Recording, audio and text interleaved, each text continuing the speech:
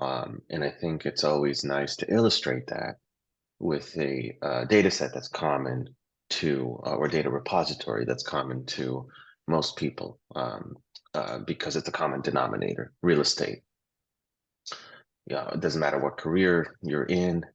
Um, Real estate is something that people wonder about from time to time, as a hobby or as a life-changing decision. So without any further ado, we'll go to redfin.com. I'm going to share my screen in just a moment.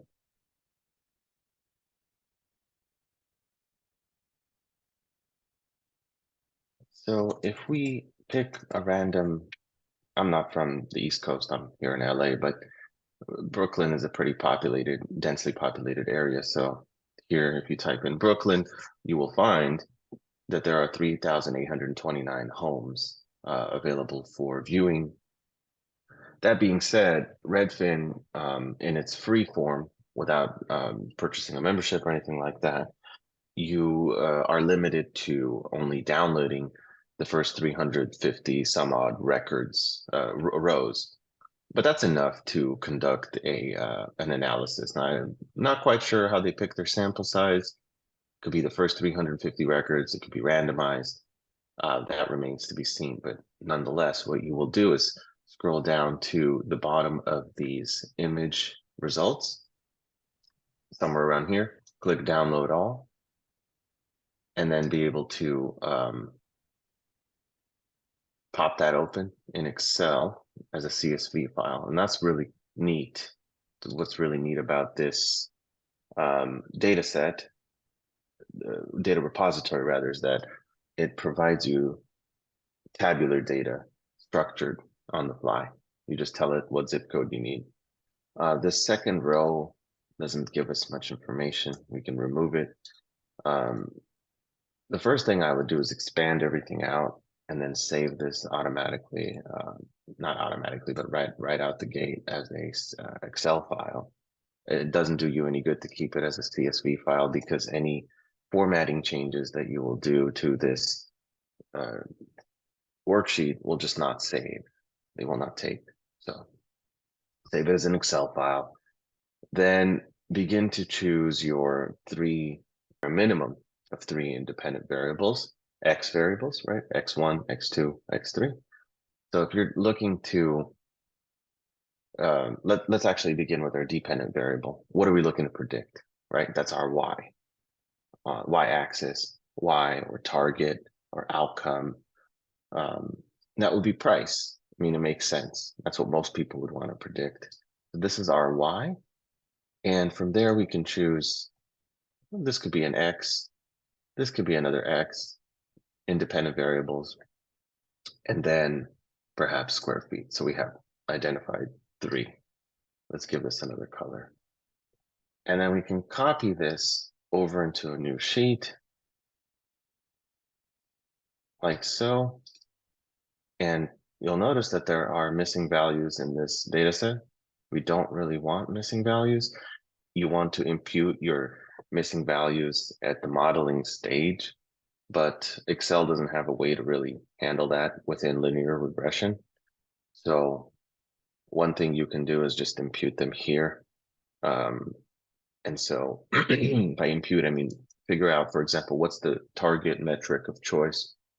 You want to impute with the average, the mean, the median. For real estate, it makes sense that we could look at the mean or average. So you'll see each of these 3 have blanks. If you scroll down, you'll see that there are blanks. Same thing here, you can just see them right here. Same thing here. So if we were to look at Excel's average formula, we can take the average of this column. That's a 4. Let's just round it to the nearest whole number and say 4. What we'll do is unselect all, select blanks, and just replace these blanks with 4 for number of beds. And do the same thing for number of baths. This is on column C. Cool. So then let's round this to 3. Unselect all, select blanks, make this a 3. We have 1 more to go, and that's column D. And that's 1980. 1980. So let me go ahead and unselect all, select blanks. And another trick is, if there's too many rows, what you can do is just get this first one, scroll down to the bottom of the results here, copy it down here, and do a Control-Shift up to meet the top, and then do a Control-Shift D, connect the 2 points. Now you filled everything with 1980. That's missing.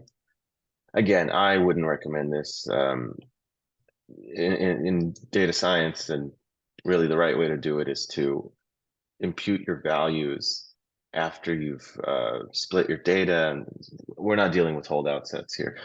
At the modeling stage, you would have an option to, maybe out of most people's wheelhouse, but if you're familiar with Python, there's a simple imputer you can use within the linear regression function. There's no one-size-fits-all solution, but this is one solution. Okay, so if we are to model this properly, we don't want y to be first. We want our x to be first, then comes our y. So let's move this over here. Now we have our 3 x's, oops, and our 1 y. It's always 1 y. It's always one dependent variable per model, per experiment, versus several independent variables. So at this point, everything's very simple, very straightforward. You can do one at a time. So if you select beds and hold down the Control key on your keyboard, and then select price, and then go to insert recommended charts, you'll see the scatter plot, but you want to be more deliberate in your approach. So go to all charts and select X, Y scatter. It's not the first one, because this first one makes no sense. That's not how a scatter plot should look like. What's this line at the bottom? No, you need this one right here. Click OK.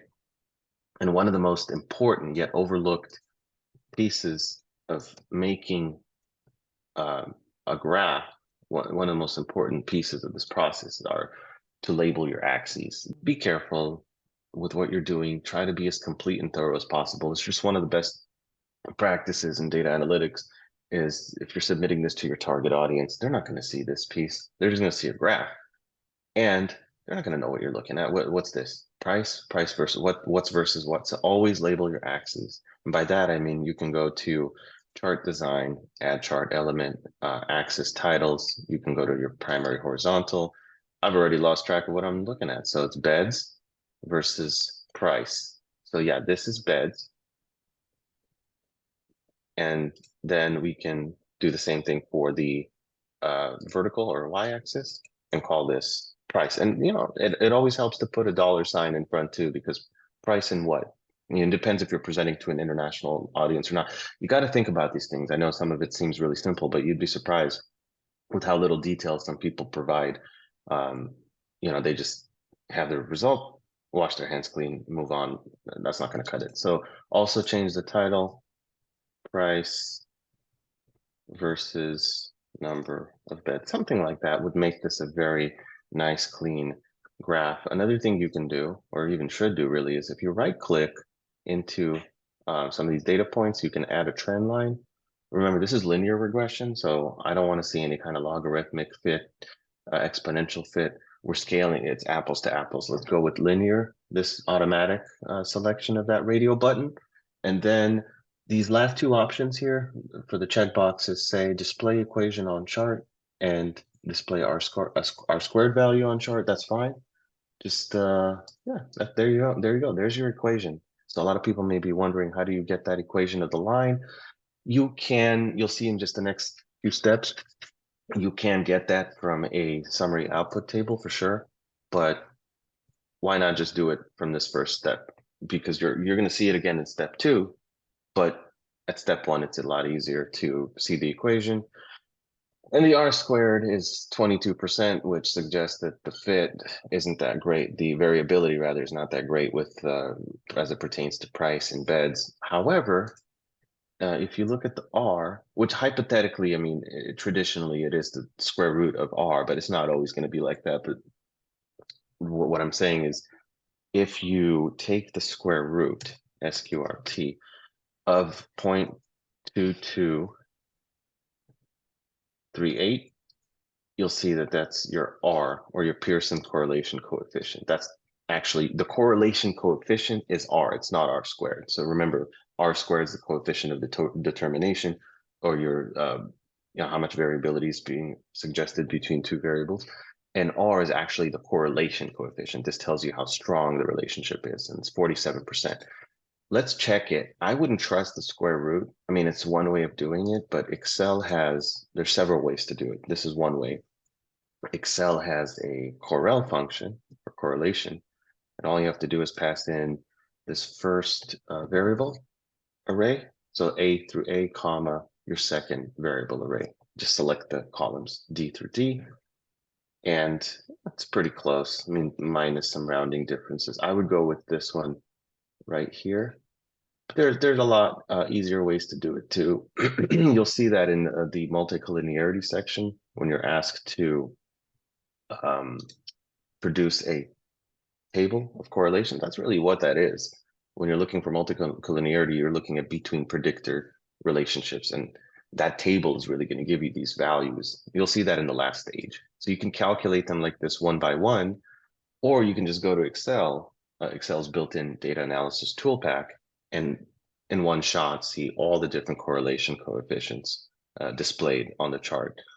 So you'll have that at your disposal. And we're not going to go through these one by one, but you get the point. Then you do the next one, bath price. Then you do the next one, square feet price, and however many additional variables you have. So that takes care of parts 1 and 2. The next step is to do a summary output table. We're breezing through this really fast, but you'll have this video at your disposal. Play it back as many times as you want, slow it down, speed it up, whatever. So the point is, we'll go to data analysis. By now, you should have this here, this feature.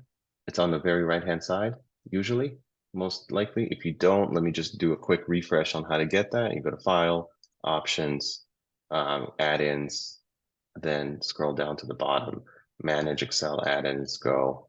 Make sure this analysis tool pack is checked. So using the data analysis tool pack, you don't really have to do anything here. Just go to Data Analysis, and if you tap R on your keyboard, that's going to take you to regression. If you tap it a few times, just R until you get to regression, click OK. And this part's really easy. Input Y range. That Y is the dependent variable. So we'll select this, price. Input X range. Remember, it's a range. So these are our X's right here. Just select it, Control Shift down, make sure you encapsulate the full range. This goes down to the 261st row, correct? Don't click anything, I'm just scrolling. You want to make sure you lock in those ranges correctly. Because this is structured data and we do have labels meaning the first row has labels, right? Beds, baths, square feet, price, that's how the data is designed. You want to include labels because you want your summary output table to have them as well. So check the box for labels. And you might recall comparing p-values to alpha to determine whether or not a variable is statistically significant or not. And that's exactly what this is. And we always look at 0.05 as the common alpha. And hence, this is why the confidence level here is set to 95%. Because if you subtract 95% from the whole 100, you get 0.05 or 5%. So let's select this confidence level, make sure it's checked off, and then automatically the output will go to a new sheet. That's fine. Now, this is very important. While you're doing this, you're also handling the next piece, which is to determine what the residuals are and actually plotting those residuals. So why not do it in one shot? Let's select residuals, let's select residual plots, and click OK. And then what do we have here? Must have the same number of rows regardless of labels. So that's fine. And I know why exactly that happened, because notice how in the input Y range, we have D through D, just generic. You want to be very explicit with the selection of the exact row numbers. So D1 I'm not going to move my cursor right now. I'm not going to take any control of the arrows on the keyboard because that's going to mess that up. Trust me. I'm just going to click my mouse over here and do another $sign. Actually, I want to go back here, do a $sign between the two, do another one, 261. Now click OK. Here we go. So now we have our beautiful summary output table. Let's expand it out. I want you to take a look at the following. This lower and upper 95% is identical to this lower and upper 95% because we're only working with the 95% confidence level. So we're not comparing it to any other confidence level. Therefore, it's not going to change. This here is redundant. You don't need it. Just delete those columns. Let's table those residuals for now. Let's not worry about them.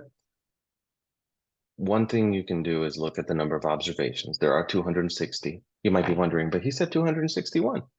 I did, but that's because we're including the header row.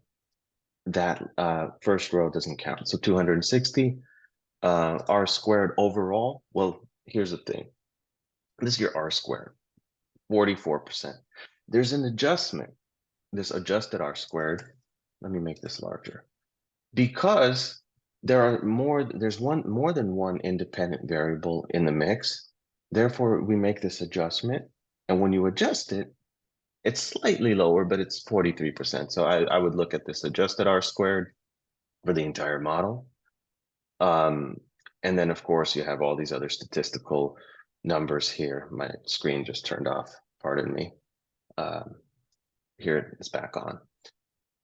And what you really want to focus on this summary output table are the p-values.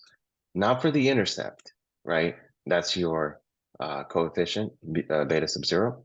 What you want to focus on are these p-values here for these independent variables. And as you can see, this 0.02 is less than 0.05, therefore it's statistically significant. This is also less than 0.05. It's an engineering notation. Some people don't see that. There are a lot of decimal places before that, a lot of numbers, a lot of zeros before that. So same thing here. All of these are statistically significant because they are less than 0.05. And so you wouldn't really need to do anything. At first glance, these independent variables look like they're good candidates for this model. I would proceed. And if you see that something is not statistically significant, let's say it's larger than 0.05, then you can just highlight it, just identifying it, talking about it, writing about it quickly. Noticing it is more than enough. And there should be no reason you can't produce this in Excel. It's very easy, as I've shown you. So yeah, that takes care of the next part. The next part after that is looking at the residual plots. You want to see the general rule is you want to see a randomized pattern on you don't want something to be pattern. I mean, randomized assortment of data points.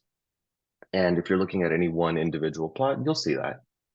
But if you don't, one possible remedy for that is to do a linear transformation or a log transformation. Let's do that. Hypothetically, it's really simple. Let's take our chosen data. Let's say we want to transform beds and price. Let's say we want to look at the transformation of price. We want to log transform price. If, for whatever reason, you guys will see this, if you ever go through transformations, we don't have it here. We don't have a zero price. We don't have a negative value. They're all above zero and all well into the hundreds of thousands of dollars. However, if you ever see a zero, when you do this function, let's label this ln, natural log of price. And Excel has this feature as a function. So if you do ln of this will log transform it. If you ever have a zero, that's not going to work. That's going to throw an error on that because if you go back to, I don't know what level of math this was in, but you can't take the log of zero. The same way you can't take a log of a negative number. So if you have a 0, just add a 1 to it. Like if any of your data has your dependent variable or your independent variable has a 0, just add a 1 to it. So yeah, that takes care of it. That's your log transformation. The next step, we're going through this rather quickly, is to do the correlation analysis for multicollinearity. Same thing, we go to data analysis. Only this time, you select correlation. Your input range is basically everything here, except that transformation. And same thing, labels, click OK. And there you have it.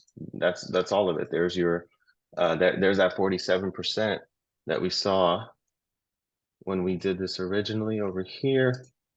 Let's scroll up. Yeah, 47, 473121. Exactly. 473121, and then more decimal places. So your goal here for multicollinearity is to avoid looking at price, because that's the target, that's the dependent variable. You want to color within these lines right here. You want to look at between predictor relationships. So what I'm saying is predictors are independent variables. That's another way of phrasing it. You're looking at anything that's above the threshold of 75%. So we have a potential candidate here between beds and baths. And I would label this as something that is a potential source of multicollinearity. You've identified it, and you can write about it in your summary at the end.